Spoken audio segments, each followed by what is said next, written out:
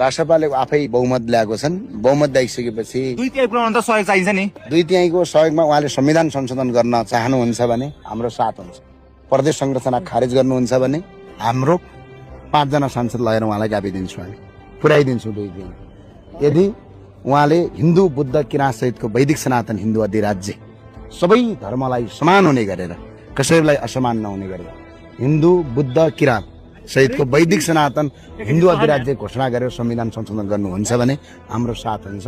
र अर्को कुरा, जनताबाट प्रत्यक्ष निर्वाचित कार्यकारीमा उहाँहरू जानुहुन्छ, संविधान संशोधन गर्नुहुन्छ भने उहाँको जुन सिट पुगेको छैन त्यो सिट रापरबाट थप्न तयार छ। तर उहाँले संविधान संशोधन गर्न उहाँहरू तयार हुनु पर्यो। हस्, धन्यवाद। इनिसा विकको बलात्कारपछि हत्या भयो, उहाँको विषयमा के भन्न चाहनुहुन्छ? उहाँलाई कडाभन्दा कडा कारवाही गर्नुपर्छ भनेर मैले अस्ति पनि भनिसकेको छु होइन, नाबालिग। र अर्को कुरा, आज इनिसा विक, अस्ति निर्मला पन्तका हत्याराहरू अहिले पनि घुमिरहेका छन्। आज निर्मला पन्तका हत्यारालाई कारवाही भइदिएको भए अहिले इनिसा विकमाथि यो घटना नहुन सक्थ्यो। निर्मला र इनिसालाई न्याय पाउँछन्, किनभने त्यो न्याय पाउनका लागि त अहिले जनताले जनमत परिवर्तन गरेका छन् र नयाँ आएको सरकारले पनि त्यसलाई कारवाही गरोस्, निर्मलाका हत्यारालाई खोजोस्।